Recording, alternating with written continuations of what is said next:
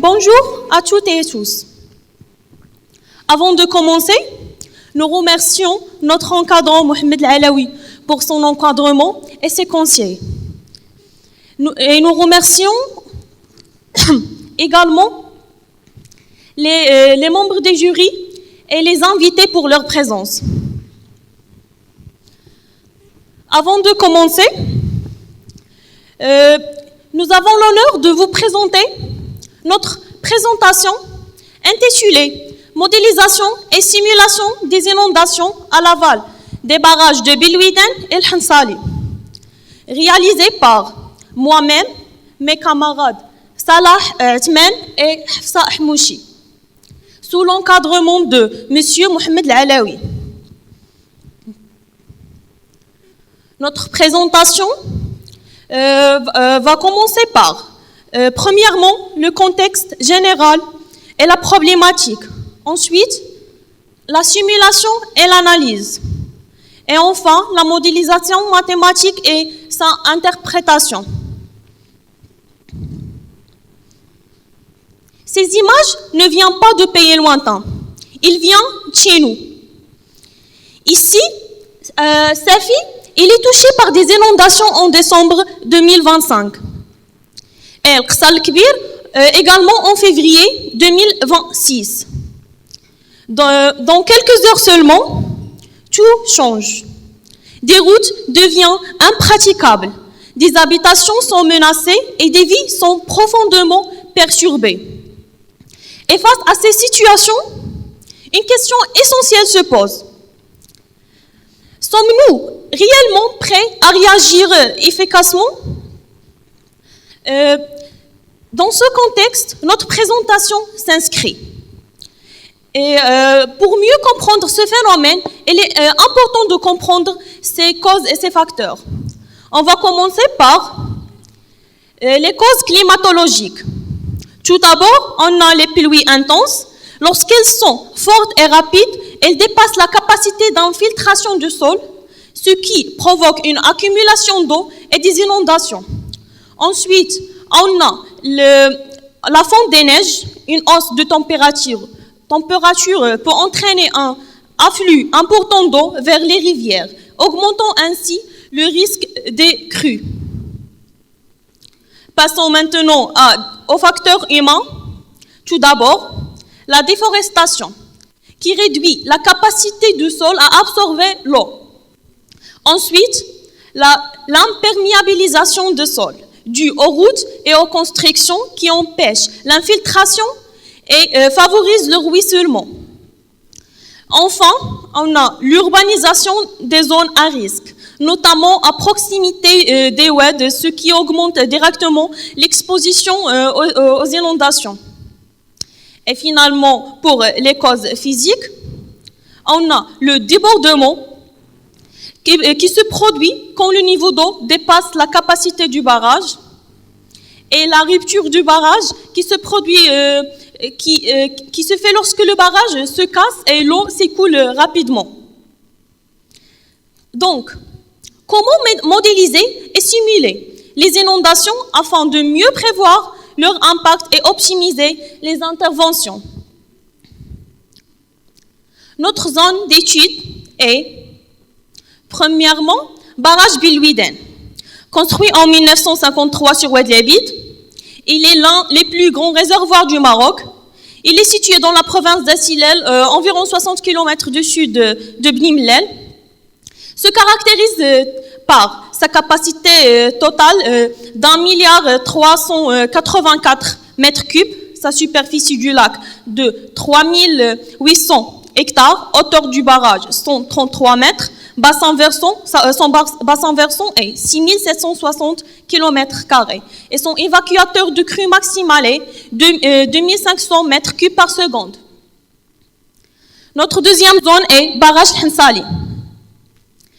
Mise en service en 2001, situé à environ 50 km au sud de Khnifra, il joue un rôle crucial dans l'irrigation des plaines du Tchadla et l'alimentation en eau potable de la région. Se caractérise également par sa capacité totale de 748 millions de mètres cubes, sa superficie du lac de 3200 hectares, hauteur de barrage 89 mètres, son bassin versant est 22 000 km carrés et son évacuateur de crue maximale est 2374 mètres cubes par seconde.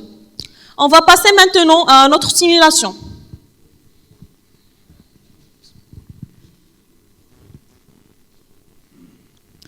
Passons maintenant à la partie simulation.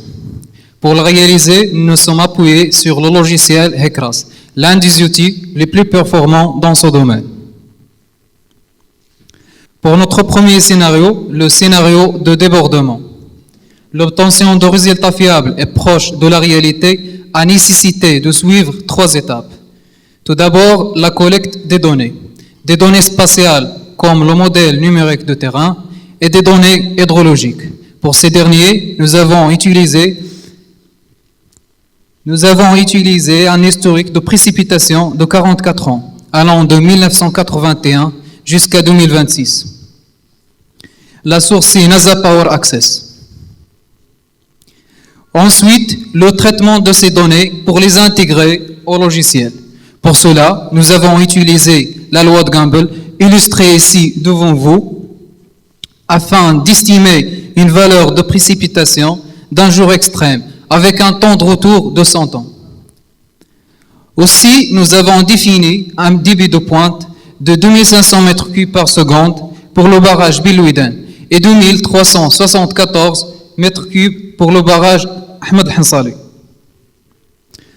Enfin, nous avons appliqué la méthode CS type 2 pour distribuer le cumul de ce jour extrême. Ce processus est illustré par le graphe que vous voyez de la zone d'étude Bilouiden. Pour le deuxième scénario, celui de la rupture, nous avons paramétré la simulation sur une durée de 48 heures avec la capacité maximale de chaque barrage. Maintenant, on va voir une vidéo qui illustre les résultats de simulation avec HECRAS.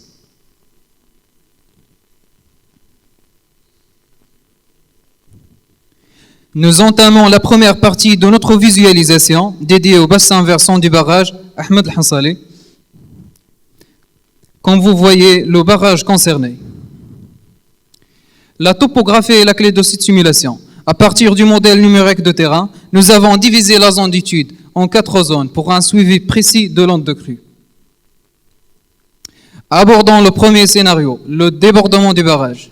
Avec un débit de 2374 mètres cubes, observez l'eau sortir de son lit mineur et se propager progressivement sur la plaine. Les nuances de bleu illustrent l'étendue de l'inondation, ce qui nous permet d'identifier très clairement les zones qui seraient les premières impactées par ce débordement.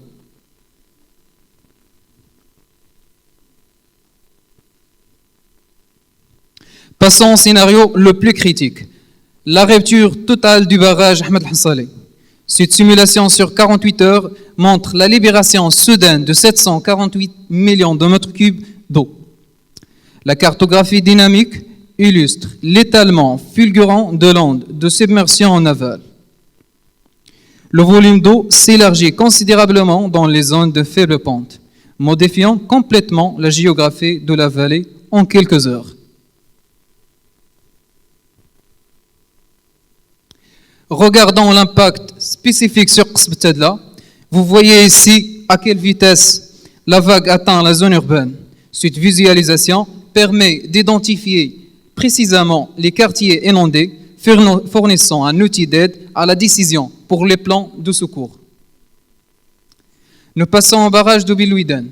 Il s'agit d'une infrastructure majeure dont la capacité de retenue est nettement supérieure, ce qui démultiplie les enjeux en cas de catastrophe. Ici, le MNT.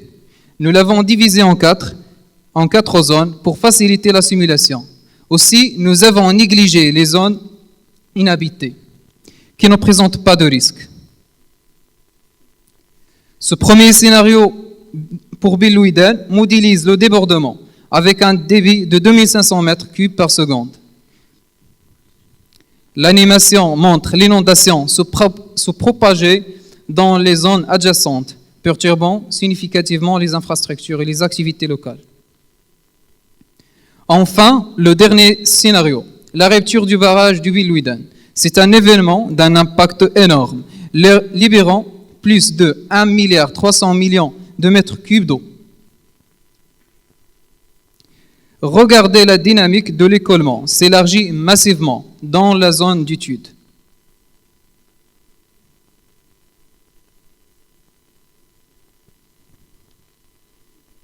Ces résultats démontrent l'efficacité de nos outils de modélisation pour quantifier les risques et sauver les vies humaines et protéger nos territoires. Donc, comme vous voyez, elle continue jusqu'à Sed El Massira. Et maintenant, je laisse la parole à mes collègues pour continuer. Maintenant, on va passer à la cartographie de la densité de risque d'inondation. Sur cette partie, nous avons réalisé une cartographie des risques à l'aide du logiciel QGIS en simulant 2 scénarios critiques sur 2 zones d'études distinctes. L'objectif est d'identifier les zones les plus exposées de faibles à élevées pour mieux cibler les actions. Pour notre première zone d'étude d'Ahmed Hansali, on a déjà le divisé en 4 zones. Ces cartes sont obtenues à partir des résultats de simulation dans HECRAS. Et on a aussi intégré un code Python pour traiter et analyser la hauteur de l'eau pour chaque point. Ici, on compare les 2 scénarios, la rupture et le débordement. Les résultats mettent en évidence les zones à risque élevé représentées en rouge et les zones à risque modéré en jaune. Pour les zones 3 et 4, on voit la crue progresser vers la plaine. L'inondation suit l'oued mais commence à s'élargir, ce qui signifie que le relief ne contraint plus autant l'écoulement. Pour notre deuxième zone d'étude, barrage Bilwiden, même approche, 4 zones de l'amont montagneux jusqu'à la plaine aval. Ici, la différence avec le Hansali est frappante. Le relief de Haut-Atlas canalise fortement la crue en zone 1, mais dès la zone 2, à l'entrée de la plaine, les volumes d'eau s'étalent massivement. Donc le risque devient très élevé sur une large superficie. En zone 3 et 4, la crue atteint les zones habitées et agricoles, et les 2 scénarios restent dangereux. Après avoir modélisé l'étendue physique des eaux, nous avons croisé ces données avec les statistiques démographiques pour évaluer l'impact humain. Une remarque importante, selon la projection d'HCP, la population dans la zone d'étude pourrait diminuer d'ici 2030, notamment à cause de la migration et d'autres facteurs socio-économiques. Cependant, pour garantir la sécurité, nous avons choisi de travailler avec les données actuelles afin de concevoir un plan de secours basé sur le pire scénario possible. Pour le premier scénario de débordement de barrage de Bilwiden, ce sont plus que 25 000 personnes qui se retrouvent directement exposées au risque d'inondation. Plus que 127 000 personnes à Al-Hansali. Et nous arrivons maintenant à la deuxième scénario, le plus critique de notre étude. Ici, les chiffres de population exposée restent massifs avec plus de 27 000 personnes pour Bilwiden et environ 93 000 pour Al-Hansali. En passant maintenant à notre modélisation mathématique. Alors, maintenant que le problème et le contexte géographique ont été présentés par mes 2 collègues, cette partie se concentre sur la traduction de cette menace en une architecture mathématique rigoureuse. Notre approche repose sur 4 modèles successifs, puis sur la simulation de 2 scénarios d'inondation. La première question que l'on doit se poser face à une inondation, c'est la plus directe. Combien de personnes se trouvent dans la zone touchée? Pour y répondre, nous utilisons la formule I est égal à PI fois AF, où EI est le nombre de personnes exposées dans le douar I, PI sa population et AF la surface inondée exprimée en kilomètres carrés. Avec une surface de 2 km², notre modèle identifie environ 213 406 personnes exposées, réparties sur 103 douars. Les 5 douars les plus impactés sont les Sara, le Mgharir, Oulad Issa Al-Oued, Ahl Sous et le Marabta, avec une exposition varie entre 6 000 et près de 8 000 habitants chacun. Ce modèle nous permet d'identifier immédiatement les zones prioritaires d'évacuation, en particulier les secteurs à forte densité exposés à une montée rapide des eaux. Être exposé à une inondation ne signifie pas nécessairement être en danger. Il faut aussi tenir en compte la densité de population et l'accessibilité du douar au secours. Notre modèle de vulnérabilité est défini par VI est égal à PI sur SI, c'est-à-dire la population divisée par la superficie du douar, ce qui donne une densité exprimée en habitants par kilomètre carré. La vulnérabilité moyenne dans notre zone s'établit à 207 habitants par kilomètre carré, mais ce qui est réellement critique, c'est la combinaison de cette densité élevée avec un isolement géographique. Un douar comme le Mgharir, situé à plus d'1 kilomètre de la route principale, cumule les 2 facteurs de risque. C'est précisément là que l'intervention doit être prioritaire. Une fois que l'on sait qui est en danger, il faut se poser la question suivante. A-t-on réellement le temps d'évacuer?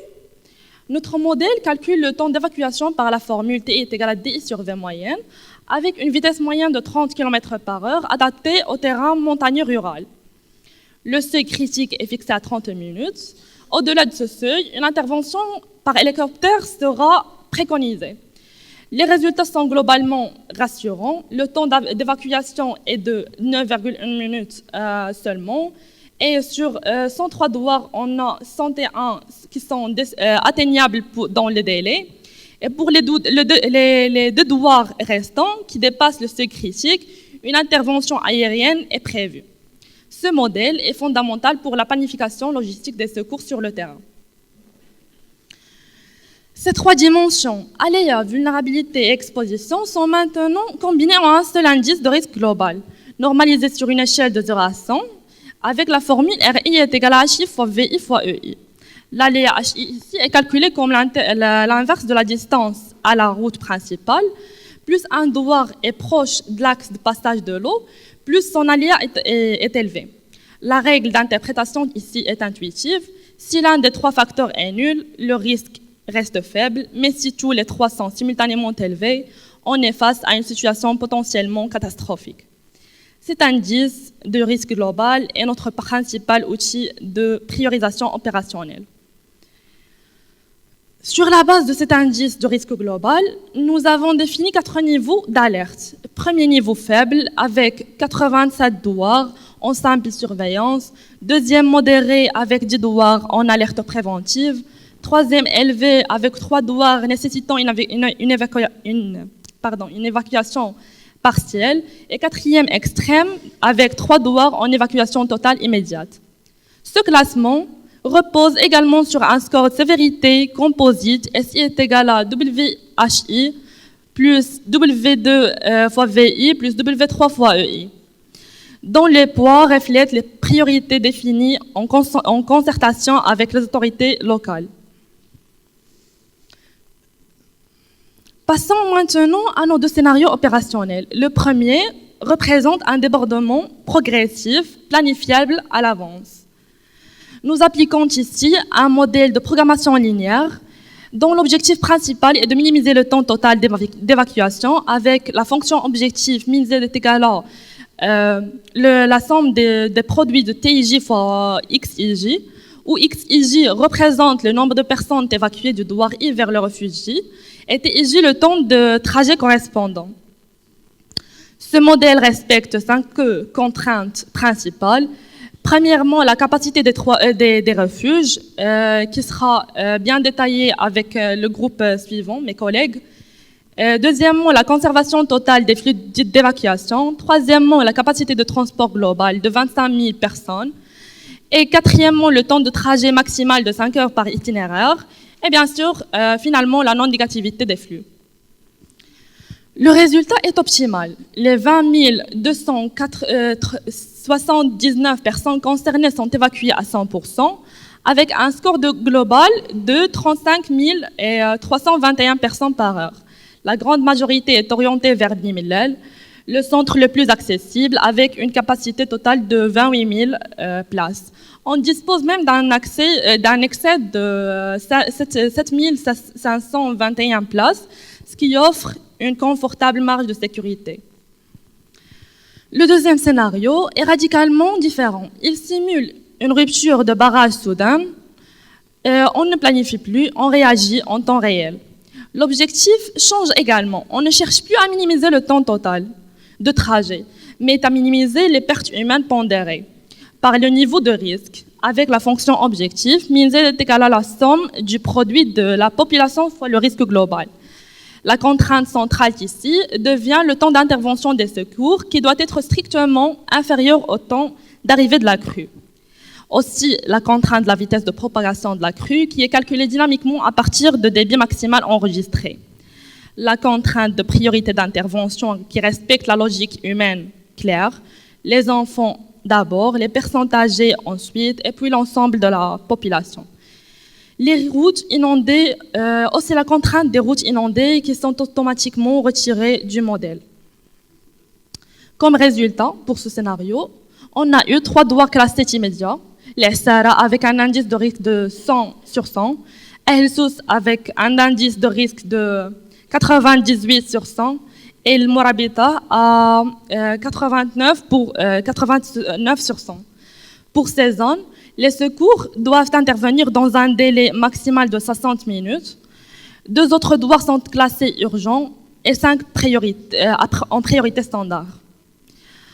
Alors, pour nos perspectives futures, je m'excuse.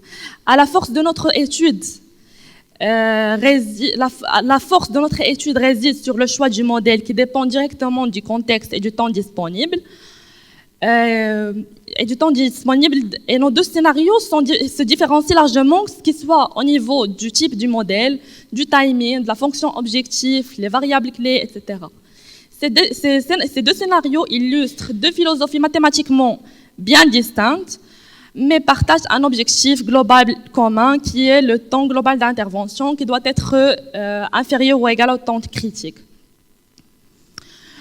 Pour nos futures perspectives de cette étude, on a premièrement approfondir l'étude à l'échelle de la ville de Tadla afin d'affiner les simulations et proposer une gestion de risque plus précise et adaptée au territoire. Deuxièmement, mettre en place une plateforme digitale pour coordonner efficacement bénévoles, associations et autorités lors des situations urgentes.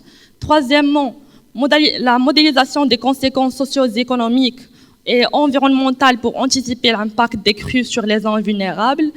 Et dernièrement, déployer ces modèles de simulation à l'échelle nationale pour harmoniser la gestion des risques et garantir une protection équitable de tous les territoires vulnérables.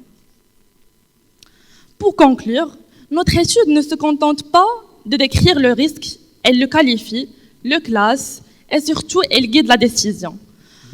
Qu'il s'agisse d'une inondation lente et prévisible ou d'une rupture brutale et soudaine, l'étude fournit aux autorités et aux équipes de secours un cadre rigoureux fondé sur les données réelles pour agir vite et bien. Parce qu'au fond, derrière chaque équation, il y a des vies humaines à protéger. Mesdames et messieurs, merci de votre attention.